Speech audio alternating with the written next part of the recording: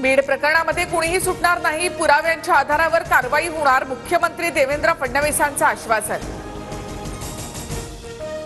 बीड हत्या प्रकरणातील सर्व 8 आरोपींवर मकोका, सुदर्शन घुले, सुधीर सांगळे, विष्णू साठे, महेश केदार, जयराम साठेसह प्रतीक घुले, कृष्णा आंधळे आणि सिद्धार्थ सोनावणेवर कारवाई। खंडणी आणि बीड खुनातील आरोपी एकच, त्यामुळे खंडणीतील सर्व आरोपींवर मकोका लावा, अन्यथा हा मकोका आम्हाला अमान्य, मनोज जरांगे यांची मागणी।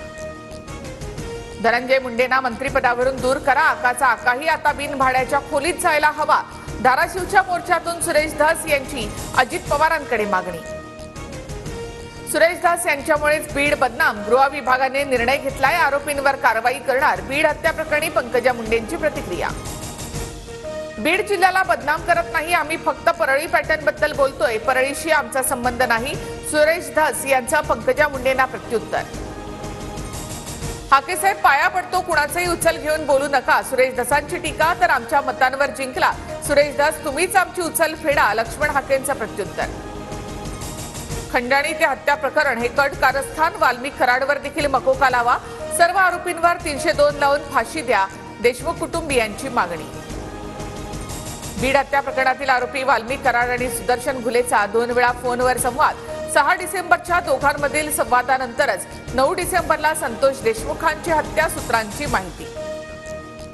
धनंजय मुंडे आणि वाल्मिक कराडचा जुना व्हिडिओ समोर, 144 हार्वेस्टिंग मालक धनंजय मुंडे आणि वाल्मिक कराडला भेटतानाचा व्हिडिओ, तर अनुदान देण्याच्या आमिषानं फसवल्याचा 140 शेतकऱ्यांचा कराडवर आरोप। वाल्मिक कराड नंतर आता मुलगा सुशील कराडही अडचणीत, मॅनेजरच्या पत्नीची सोलापूर कोर्टामध्ये खासगी फिर्याद, सुशीलने मॅनेजरच्या घरी घुसून पिस्तुलाच्या धाकाने लूट केल्याचा आरोप। संतोष देशमुख हत्या प्रकरणी विष्णू साठेला 13 तारखेपर्यंत सीआयडी कोठडी, विष्णू साठे संघटित गुन्हेगारीचा भाग, सरकारी वकिलांचा कोर्टामध्ये युक्तिवाद। बारामतीमध्ये महावितरणच्या कार्यक्रमात उपमुख्यमंत्री अजित पवार आणि सुप्रिया सुळे एकत्र, निमंत्रण उशिरा दिल्यामुळे सुळेंनी अधिकाऱ्यांना धारेवर धरलं।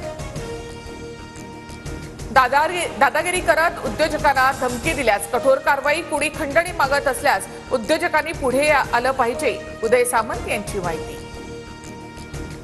ठाकरे गट पालिका आणि जिल्हा परिषद निवडणुका स्वबळावर लढवणार, संजय राऊतांची घोषणा, तर एकाकी लढल्याशिवाय ताकद करणार नाही, राऊतांच्या वक्तव्याला दुजोरा देत अरविंद सावंतांचं विधान।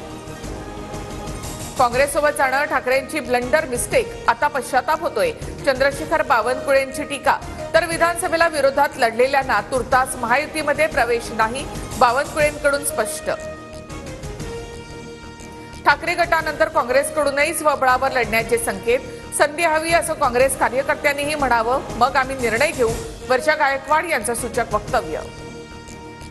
बुलढाण्याच्या शेगावमधील केसगळती रुग्णांची संख्या 127 वर, केसगळतीच्या भीतीने आठवडाभरापासून नागरिकांनी आंघोळ केली नाही, प्रशासनाने शुद्ध पाण्याची व्यवस्था करण्याची मागणी।